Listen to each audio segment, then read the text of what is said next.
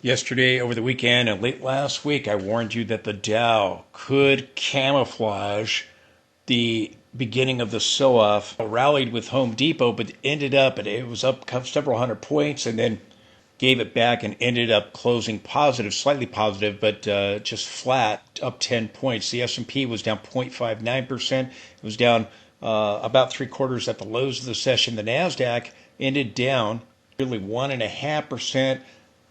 A tech stock sell-off being led by Nvidia. Russell was down 0.78%. The VIX was up 3.87% to close at 15 and just above 15.5. Nvidia pulling the tech sector down.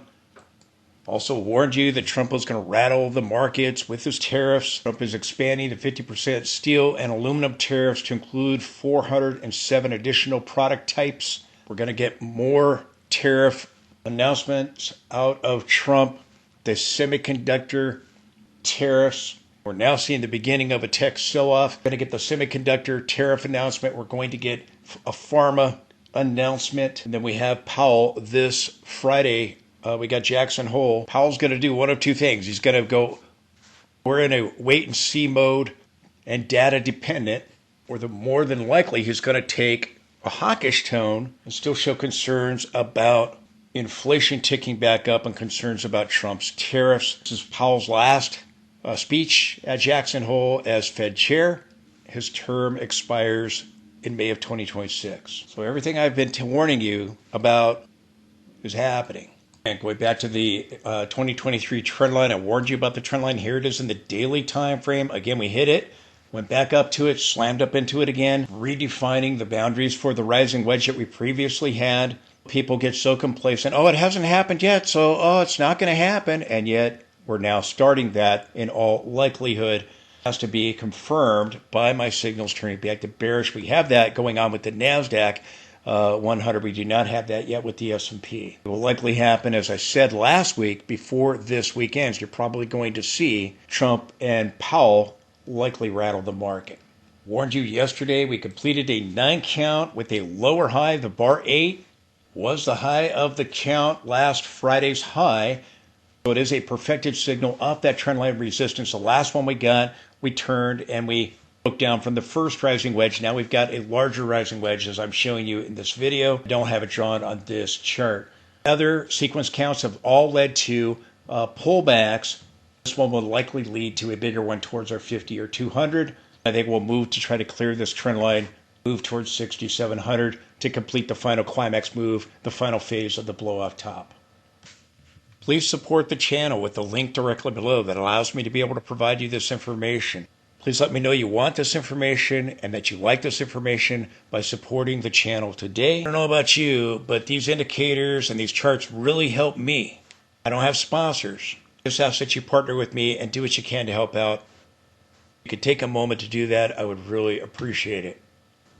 Thank you for your consideration for that. Getting a warning sign that the trend could change. The bullish bars are ending. The bullish cloud is ending. Signals have turned neutral. Risk is now they turn bearish. Signals have been bullish all the way up. They turn neutral over here. Trending signals, though, remained bullish, never turned bearish here, never turned bearish on other indicators up until we had the July 31st peak. Now we've completed divergences, multiple point divergences, net divergence on the RSI.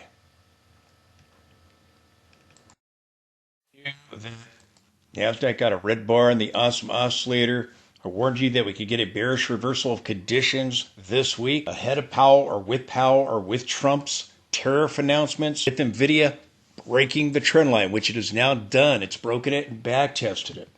We slammed into resistance at the July 31st peak. We turned down, we went back up, we went slightly higher above that peak, slammed into resistance again, and now we're back below the July 31st peak, and we're getting a bearish reversal of conditions.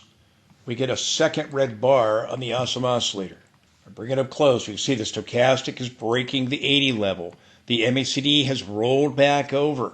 We get our second red bar on the awesome oscillator. We now get a bearish reversal of conditions dropping back below the peak that was made on July 31st, dropping below the 10-period moving average, dropping below the 20-period moving average, and dropping on the NASDAQ 100 by 1.39%. down 328 points, which we are told there's no possible way that this could happen. NASDAQ 100 daily chart here. Warned you that Nvidia has not had a bearish reversal of conditions since the first pullback after the April low, which we got a 9 count there. Nvidia helped me call the bottom for the market, the day of the bottom. We've had a bullish reversal of conditions, holding above the 20-period moving average the entire time. Signals have continued to remain bullish up until the market, up until the July 31st peak and downturn. We're seeing a turn below the 20-period moving average and a bearish reversal of conditions. Do you see the little red arrow? Do you see the red bar? As the cloud is flipping, taking out the lower boundary of the cloud. Again, I showed you this chart, told you a reversal of conditions was likely coming as we move back towards the 50 or the 200 or maybe somewhere in between them. Few videos I've talked about Nvidia in great length and detail. When I called the bottom, we hit key support. Goes up 114% since I called that bottom. Ended up slamming into major resistance in the weekly time frame. I've talked about this in great length and detail. We're forming a broadening formation. I told you down here at the bottom, we're either going to form a head and shoulders, the video is going to go sideways, or it's going to go make a new high and form a broadening formation. Talked about another possibility of an extended 5-leg push higher. Over a month ago, I told you why I have ruled that scenario out. The versions that I warned you about is now playing out. It was designed, we were going sideways, to create complacency. We're likely completing primary wave 3. We're going to get primary wave 4, and then we're going to go up, and we're likely going to slam into the trend line in the weekly time frame one more time. Just drawing some trend lines from these previous highs over here. You have another long-term trend line that I've talked about. I told you when this divergence plays out, it's going to break the trend line. We did see that happen. We were just under, with our peak, we were just slightly under the trend line in the weekly time frame. Again, we went sideways. I told you, again, we've already broken the trend line here from the low here, the low over here, the lows back over here. Told you yesterday, if we've broken, we've now back tested and breached, allow the NASDAQ and the S&P to sell off this week. I warned you last week, Trump and Powell are likely going to rattle the market. Well, Trump has now rattled the market. He's probably not done, and he's probably got more tariff news this week or maybe next week with the semiconductor announcement and maybe an announcement with pharma, a tariff announcement with pharma. We're seeing Nvidia drop 3.5% after breaking down and back testing. Again, it's likely now starting the correction. I told you if we buy a little bit more time, again, we might have the trend line from this low. If we could bounce, I told you we have a possible breakdown and back test. I told you if we didn't immediately break down, we still might try to slam into the trend line where we're just slightly under it in the weekly time frame. But I told you when this trend line officially breaks, which I think now it's officially breaking, we have a break, a silent, quiet little break here, and then a back test, and then this big push back testing here, turning down and resuming the decline. When this happens, the NASDAQ's going to begin to break down. Getting that, we get a bearish reversal of conditions with the NASDAQ today. The S&P turned down. Tech sell-off. We came just under this longer-term channel. That's this black line right here. We came just slightly under it. We didn't quite tag it, but we were just under it. We hit it back over here in June of 2024. We have this broadening formation. I don't think it's done. I think we're going to sell off maybe deeper than what I have marked here, maybe more shallow retracement. And then I think we're going to go hit that trend line, and that's where I think the top will be. And I think we'll see that likely in the next few months. And I'm leaning towards October or November because we've had a delay in a sell-off with August, but I do think that we'll probably sell off here going into September or maybe early September there. And I think we're going to see the final push higher to complete the top. This is what I think is happening. Breaking that trend line is now opening the door for the market to correct, bigger correction than what we've seen so far through the advance. That broadening formation is forming at the upper end of this channel, which I've marked right here from these lows. We've slightly breached it here, but I've drawn a parallel boundary. We hit it in June of 2024. We're just under it now. I think you'll eventually have that trend line mark a top on Nvidia after this sell-off is done. That's why I keep telling you, we're going to see the market sell off. Nvidia went sideways. So it gets lulled into a false sense of security and goes, oh, it hasn't happened yet, so it's not going to happen. And then tick, tick, tick, boom. See a drop like we saw today on Nvidia. The herd makes the mistake in coming to the false conclusion because a sell-off hasn't happened yet. Oh, one's not going to happen. They do it at every reversal of conditions. Nvidia daily chart, we get a reversal of conditions today. We have now successfully backtested the broken trend line. Nvidia peaked last Tuesday. Nvidia daily chart here. More time. NASDAQ gets a reversal of conditions. Momentum has shifted. We've taken out the 10 and 20 period moving average. Got the red awesome oscillator bar on the S&P today. I told you yesterday when we got it on the NASDAQ to expect one today on the S&P 500. Sometimes it will follow NASDAQ's lead. Remember, S&P made a new high last Friday. NASDAQ did not make a new high. It peaked on Wednesday, last Wednesday. The day after Nvidia peaked, have a divergence between the NASDAQ and the S&P 500, which often happens at short-term tops and bottoms and sometimes major tops and bottoms. S&P did not get a reversal of conditions, but it was down 0.59% today, down 37, almost 38 points. It was down about three quarters of a percent at the lows of the session. You have the stochastic rolling over. The MACD has rolled over, completing another reference point of the divergence that we have. We have this massive divergence.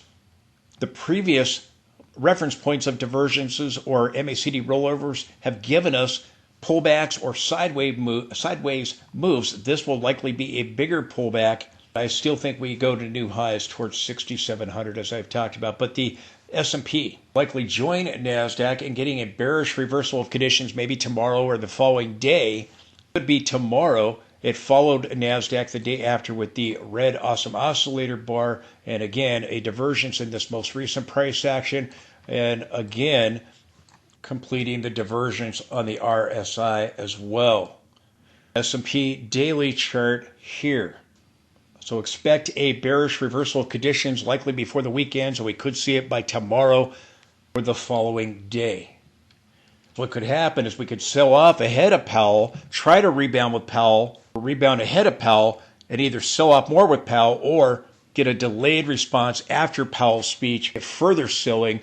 Again, next week, there's more tariff news coming from Trump. There's going to be Nvidia earnings next week. We're likely pulling back towards the 50, the green line, or the 200, or maybe somewhere in between, but you're likely going to get a bigger pullback for the S&P, and then it's going to resume the advance and go make new highs, my opinion.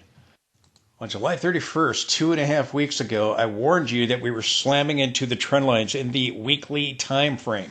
I told you we got a bearish engulfing candlestick there, but it needed to be confirmed and get a follow-through. I told you on July 31st, I thought we had a top slamming into this resistance trend line. Here on our log scaling, this trend line on our linear scaling slammed right into it. As I told you, the day of the bottom, we were hitting major support on NASDAQ and here on the S&P 500, and I successfully called the day of the bottom. I had several bottoming signals. We had market breadth indicators at single digits. Now we have market breadth indicators with multiple points of negative divergences at extremes. The same thing going on with the fear greed index, which was at single digits down here. This is why I called a bottom down here when everybody was saying we're going to crash. Now, people down here that were telling us we were going to crash, and nothing's taken this market down. I'm telling you, we're going to get a pullback, eventually go back up to these other trend lines. But this is why I called a top on July 31st, 2.5 weeks ago. I told you if I was wrong, we reached extremes on the RSI, and I told you if I'm wrong about that, we'll go up and slam up into these trend lines yet again and form negative diversions on the daily chart. We ended up forming negative diversions here also on the weekly chart.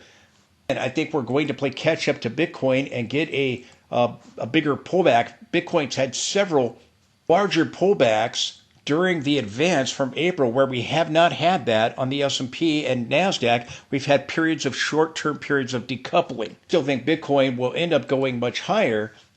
Will it participate in a bigger pullback after already having them? We'll see. It's testing major support right now. Watch my latest Bitcoin video at the end of this one. I called a bottom because we hit the trend line of support. We hit horizontal support, and we were just above the 200-week moving average. That's that black line you see right there. top. I thought we had a top because we were slamming into major resistance. Trend line here from the 2023 low with our linear scaling, with the trend line here from our 2022 high with the log scaling, and we hit these trend lines. And I told you, still the possibility we form that divergence on the RSI, and so we can get another reference point of divergence on the MACD and the awesome oscillator. That ended up happening. Told you if we did go higher, we'd slam up into the trend line once again and then still turn off of it, which is what is happening. We slightly overthrew these trend lines, turned off of them with last week's highs on NASDAQ and S&P. When we hit those levels of support, I told you we had a three-leg push down. This is corrective. This is why I predicted with the hollow candlestick at major support at bottom and predicted a rally to new all-time highs. I was correct, but that's why I called that bottom. When we reached the new all-time highs, I told you I was looking for a top. Eventually called one off the upper Bollinger Band on July 29th. There was no confirmation of that as a reversal bar. We went back and we slammed up into the broken trend line here of a rising wedge after breaking down and back testing it, and we slammed up into the upper Bollinger Band, overthrew it, and turned off of it. I made a second attempt to call a top there, started to play out, but we only got confirmation, no follow through. We went back up and we slammed into resistance again in the weekly time frame. I told you if I was going to be wrong about this extreme, would form a divergence at an extreme, and we go back up and slam into resistance again. Over here, we had no divergence at the bottom. We just reached an extreme. Oh, we have another trend line from this low right here, and we're now breaking that trend line today on both the NASDAQ and the S&P 500. I still think we're going to get wave 4 and then wave 5 and new all-time highs. What I'm saying makes more sense than anything else out there being said. The S&P went slightly higher. So did NASDAQ, slightly higher above the July 31st peak. We're now back below it. Called the bottom, we've risen like 33, 34%. NASDAQ's risen over 40%. And the way people, so complacent, they act like that from the breakout right here, we've risen 33%. We've moved just above 0.5% above that. People get so emotional. It clouds their thinking. I told you the rally was designed to create a short squeeze, cause despair among the bears that were looking for a peak, to lull the herd into a false sense of security. It worked. You have complete complacency. The bears throwing in the towel and giving up, not believing it's possible anymore for a sell-off, and the herd saying one could never happen. The same thing they said back at the February high. The same people that were siding with the bears down at the bottom that were telling us we were about to crash, and the herd was saying, yeah, that's got to be right. Now they're siding with the perma bulls and saying, oh, there's nothing taking this market down. These people are hopeless. They look at everything through the lens of their emotions. Called the bottom, the day of the bottom, predicted a rally to new highs. We ended up rallying 33, 34%, something like that. People acting like the July peak, we've rallied up another 33%. That's just people's emotions getting the best of them. Again, where I call the top right here, we rose with the CPI rally. We rallied the next day, started to go sideways. We ended up closing 0.64% higher than this peak on a closing basis last Thursday. We went a little bit higher than that and rose 0.85% above this high on July 31st, slamming into the upper Bollinger Band yet again, which I told you we closed back below it, warned you of a sell-off. Told you the divergence may be done if we start to see a shift in momentum. We've now seen that with NASDAQ.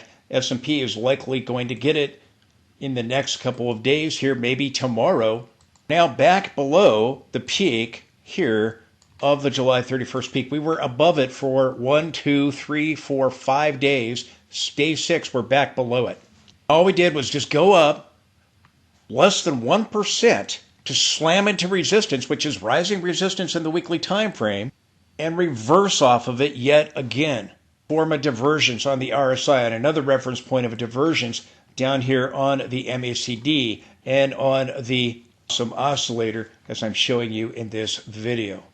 Last week I told you, again, we're slamming into resistance in the weekly time frame. There was a very good chance we were going to try to turn this week with Trump's tariff announcements, which we're now doing, and Powell's Jackson Hole speech on Friday, because, again, it's likely that he's going to take a hawkish tone. We have Nvidia earnings next week. Wow. I gave you the bottom on April 7th, a key support. And a massive rally followed that I predicted correctly. On top here, because we're at key resistance, and we hit it again up here, going slightly higher, 0.64% on a closing basis. Absolutely incredible. People ignore that I called the very day of the bottom. People ignore that I predicted the rally to new highs, calling the rally off of key support, calling a turn off of key resistance, hitting it again. Let's just ignore the bottom and the 33% rally, 34% rally, whatever it was that I just right. And man, we went 0.64% higher on a closing basis and 0.85% on a day basis. Man, I blew it. And by the way, traders should always use stops, should always be disciplined. But all we did was go up and hit resistance again. Absolutely incredible. You were wrong about the top. 0.85%. Ignoring the bottom I called and the massive rally that I called. Absolutely incredible. Most people predict things after they already happen. I predict things before they happen. So I'm going to be wrong sometimes because I have the guts to predict things before they happen, to tell you exactly what I think. Very few people will do that. Most analysts that do what I do, until after something already happens, talk about how obvious the top was or how obvious the bottom was after it's long already happened. I don't do that. I called the bottom in April when everybody was saying we were going to crash. The herd, the bears predicted the massive rally. But now I'm some kind of dope because we go back up and we slam into resistance again. And go 0.85% higher. Wow. Sorry, but people have very, very unrealistic expectations. I'm not going to always be 100% right. I'm just telling you what I think because we're hitting levels of support and resistance.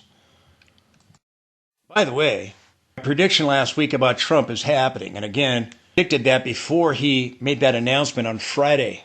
Predicting that earlier in the week and then again talked about it in great length and detail Thursday. Friday, he announces it's coming. Started to rattle markets. Predicted inflation would go back up. Oh, gee, what's happening? Inflation's going back up. But he said, no, it's going to go down. The Fed's going to cut. Don't you know? What are you, a dope? That has happened. I've made a prediction about Powell. Maybe we get a late reaction to it. It happens when I say it, but I think that Powell is going to maintain a hawkish tone on concerns about inflation. I think the September rate cut will eventually be canceled, likely surrounding Powell's hawkish tone regarding this speech. The day of or shortly thereafter, I think it's coming. I think Powell's going to dash hopes of a September rate cut. We're seeing these divergences on the intraday charts play out. We saw the breakdown of the channel, which I told you. Rally back up to the 50-period moving averages. Here on the 30-minute chart and the 50-minute chart, we get rejection there. 60-minute chart diversions playing out so far. MACD going negative. If it stays there, we'll get a bigger sell-off. If it firms up, attempt to recover, then we'll see if we get a lower high. Again, we're likely going to see a bearish reversal of conditions this week on the S&P. We're already getting it on NASDAQ. 15-minute chart, again, our divergence is played out. Here, again, today, we rallied back up to the 50 in the cloud, acted as resistance. Now we're getting the death cross here. Could either mark a short-term bottom or the beginning of a bigger sell-off. NASDAQ last week diverged with the S&P that made a new high on Friday. The NASDAQ made a lower high. We broke the trend line here. Again, now in the 15-minute time frame, again, trying to rally back up to the 50 period. The cloud got rejection at them, and we got the death cross here. Now the S&P's following NASDAQ's lead here with already getting that death cross. S&P's now getting that bearish touch in its 15-minute time frame. Little tiny diversions giving us a rebound on the S&P towards the end of the day. These levels are resistance here in the 15-minute time frame. On NASDAQ, we closed 1% higher than the peak over here on July 31st. 1% higher. We closed 1% higher. Intraday went up about 1.5%, just over 1.5% higher or so. I think right around 1.65% or something like that when I had measured it. Black candlestick dropped back below the upper Bollinger Band, and now we're getting this drop below the 10 and the 20 period moving average. The S&P getting a reversal of conditions. We'll see if the S&P joins NASDAQ, but we're hitting support at the 20 period in our cloud if we attempt to bounce. But I expect that the S&P is going to join NASDAQ in the next day or two or three, some point this week, and get a bearish reversal of conditions. NASDAQ daily chart. NASDAQ also in the weekly time frame went up to resistance in the weekly time frame here, slightly overthrew it, turned off of it by the end of the week, and now we're turning and reversing off of this level. Again, I think you have wave 4 and 5 here, likely eventually going into October, November to try to peak in the next few months. Pullback, we were told there's no possible way we're going to get it. Again, we're getting it. I told you down over here we had a bottom, the day of the bottom on April 7th because we hit key support. I was right. We were just under this level 2.5 weeks ago, and we slightly overthrew it here with our peak, moving about 1% higher on a closing basis of the July 31st high. NASDAQ's down 1.38% for the week. Again, going up and hitting our log trend line here. A higher low that set up after the bottom in 2022, the higher low that set up connected to this low right here in 2024.